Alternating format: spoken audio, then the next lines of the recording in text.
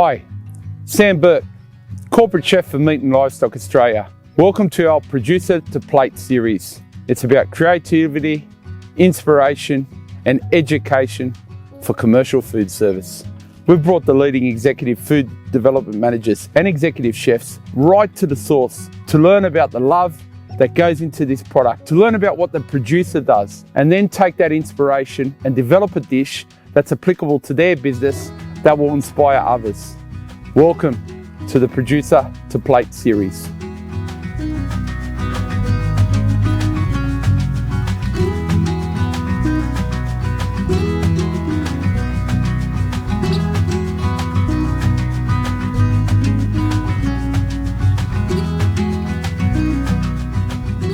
Thanks for having me on your farm today, mate. I really appreciate it. We've got 6,000 residents around the country who love nothing more than Australian lamb. Our residents are all in their 90s. They grew up on lamb, and that it is the protein that they love the most on their menu. So thank you so much for having me here today. No, thanks for coming. Thanks for visiting. Yeah, I'm really looking forward to learning, I suppose, from you about what makes fantastic lamb and how you farm the sheep to make sure that what ends up on the plate is fantastic. So could you tell us or tell me a little bit about what you're doing in that regard? Yeah, well, I guess the genetics for these particular sheep that are behind us, these merinos, goes back 130 years. So to get to where we are today, started many generations before us in getting the genetics right to have a good product at the end of the day.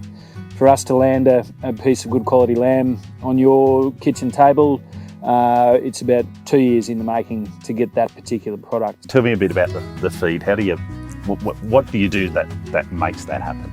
Yeah, I guess it... For a layman like me. Yeah, it happens with a great deal of difficulty, I suppose. It's a couple of different things around handling and treatment of the animals, but also their nutrition. This pasture here is an improved pasture, so it's like a mother having twins. Her nutrition needs to be bang on. So for these ewes, their nutrition is spot on, so then that flows through to the lamb.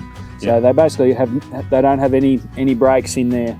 We call it a plane of nutrition where they're growing constantly. So if we handle them quietly and with care, you can see these sheep are really quiet.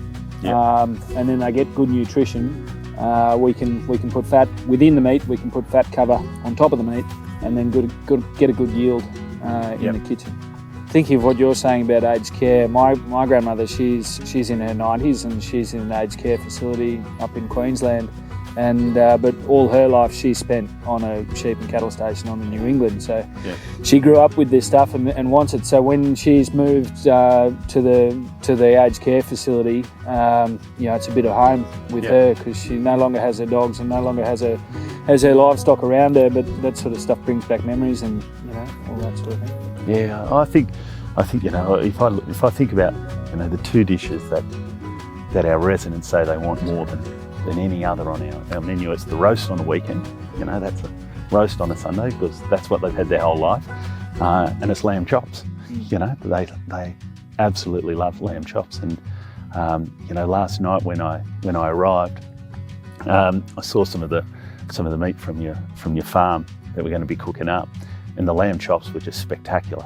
The colour, the vibrancy of the meat was fantastic. So I'm really looking forward to doing some work with those later on today over the fire and seeing what we can do.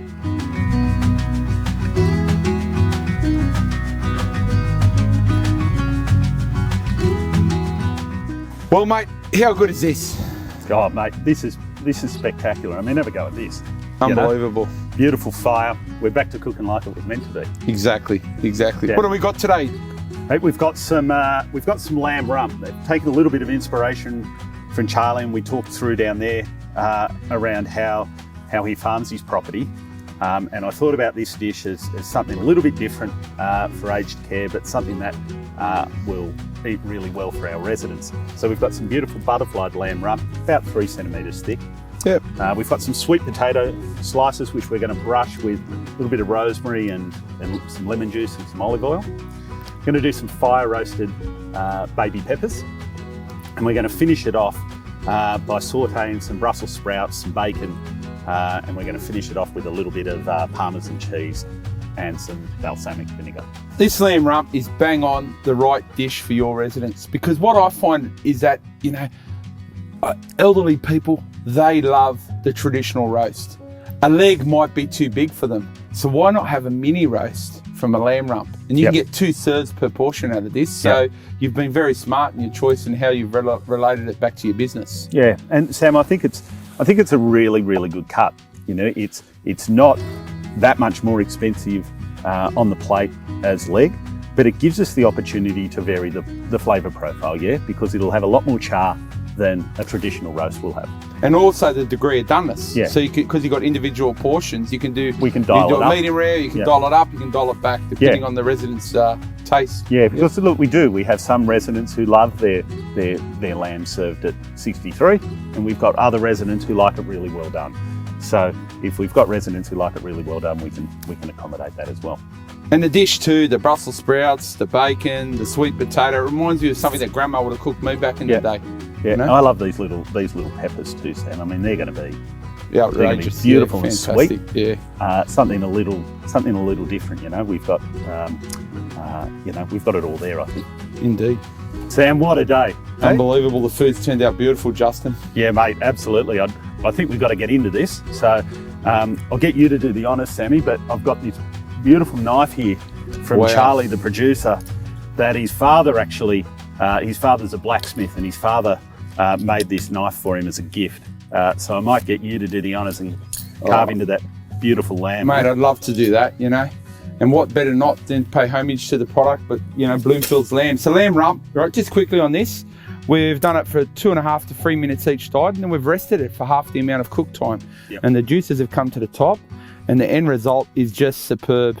Yeah. So, you know, as they say, don't do too much to it. You know, the product speaks for itself.